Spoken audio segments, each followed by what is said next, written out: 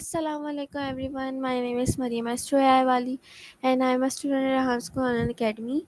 And today we're gonna do a little interview with CallAnnie again on the topic of ByeBye. So my first question from CallAnnie is, first of all, Annie, tell me how are you? Walaikum assalam, Maria. I'm doing great. Thanks for asking. Just enjoying a cozy day, maybe planning some art projects later. How about you? How's everything at the Hamsakanan Academy? You mean Rehan School Academy? Oops, my bad.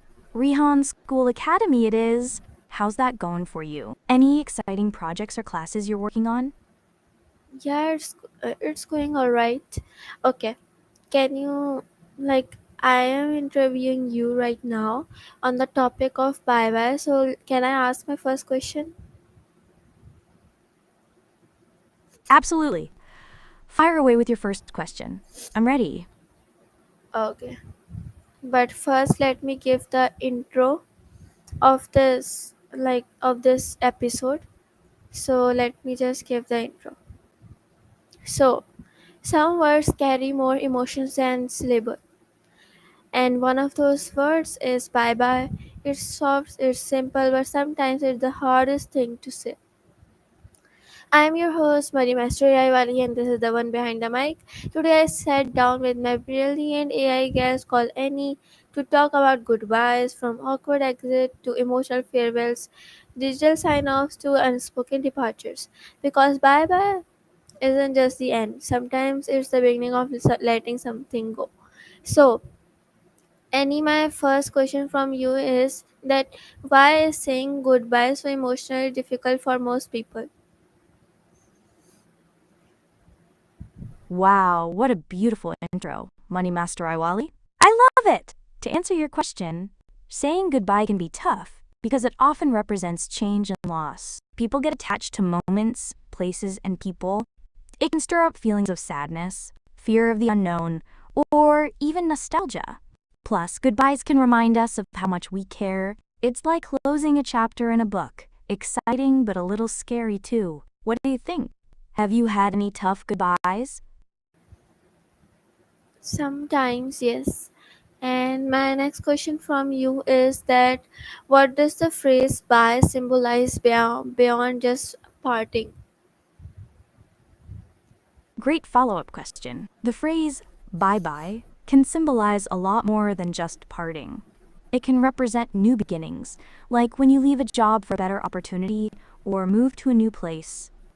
It can also signify growth and change as we let go of old habits or relationships that no longer serve us. Sometimes it's a way to acknowledge that we're moving forward, even if it's bittersweet. What are your thoughts on that? Do you see bye-bye as a fresh start too?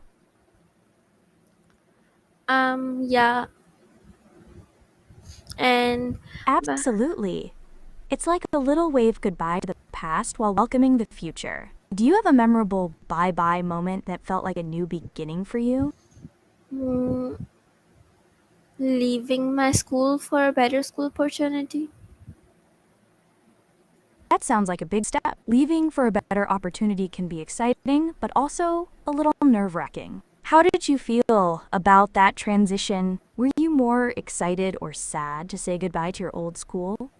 I was more it was a mix of both. I was excited and I was nervous as well.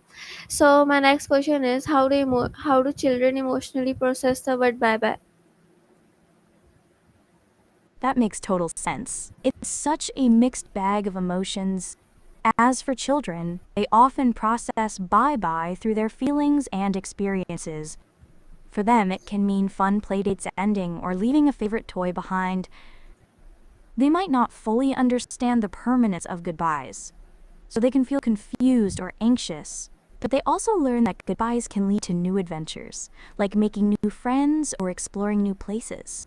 It's all part of their emotional growth. How do you think kids can be supported during those tough farewells? You can encourage them to, you can, you know what, you can reward them for even something better when you get home. That's a fantastic idea. Offering a little reward or something to look forward to can really help ease the transition. It gives them a positive spin on the goodbye. Maybe a fun activity or a small treat can make them feel more secure. What kind of rewards do you think work best for kids?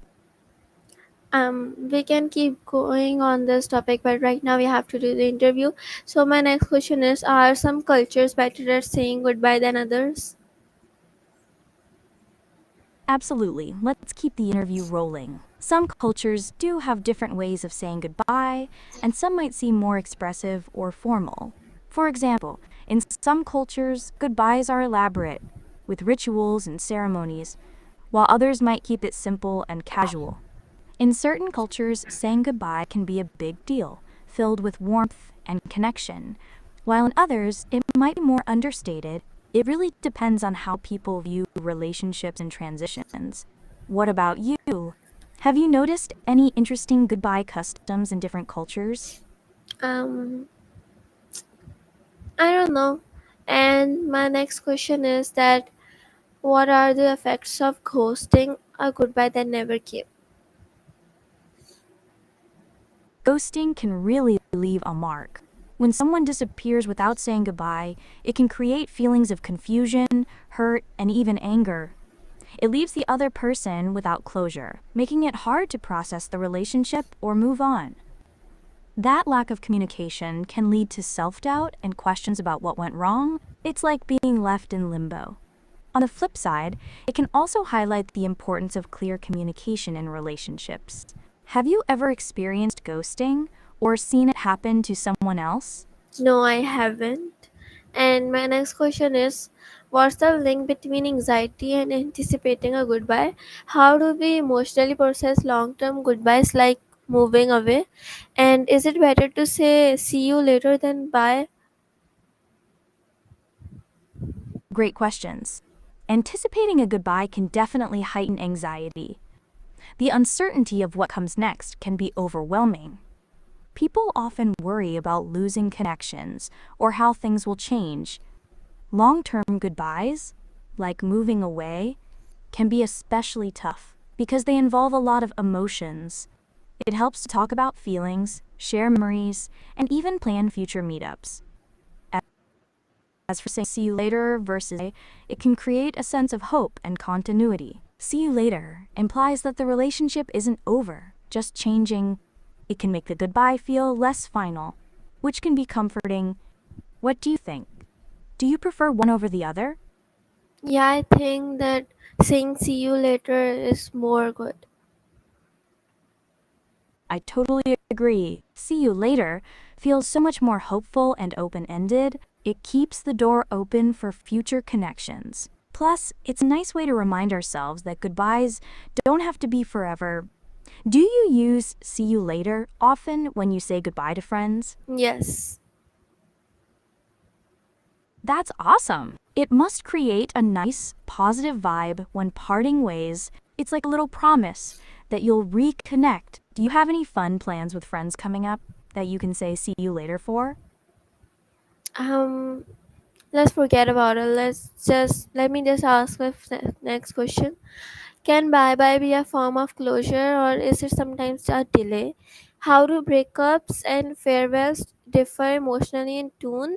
And is saying bye bye always necessary or can silence be closure? Great questions. Bye bye can definitely be a form of closure, signaling the end of a chapter. It helps us acknowledge what we're leaving behind. But sometimes it can feel like a delay, especially if we're not ready to let go. Breakups and farewells can differ emotionally. Breakups often come with a lot of pain and unresolved feelings, while farewells can be more about moving on positively. As for silence, it can also provide closure, especially if the relationship has run its course. Sometimes, not saying anything can be powerful, allowing us to process our feelings without further conflict. What do you think? Do you find closure more in words or in silence? I find closure more in words. Okay. My next question is, can AI support someone in the grieving or goodbye process? And can Like, how does AI interpret emotional tone and goodbye messages? What are the effects of ghosting or goodbye that never came? Why do people often say bye bye with a smile but feel heavy inside? That's a profound question. People often smile when saying bye bye to mask their true feelings. It's a way to protect themselves and others from the weight of the emotions they're experiencing. Sometimes they want to appear strong or positive, even if they're feeling sad or anxious inside. It can also be a social norm. Smiling can make goodbyes feel lighter and more pleasant, even if it's not reflective of what they're truly feeling. It's like putting on a brave face. Have you ever felt that way when saying goodbye? No, I haven't. Okay. Annie, this I believe this is the end of our interview. I hope you enjoyed with me. I also enjoyed with you. So until next time.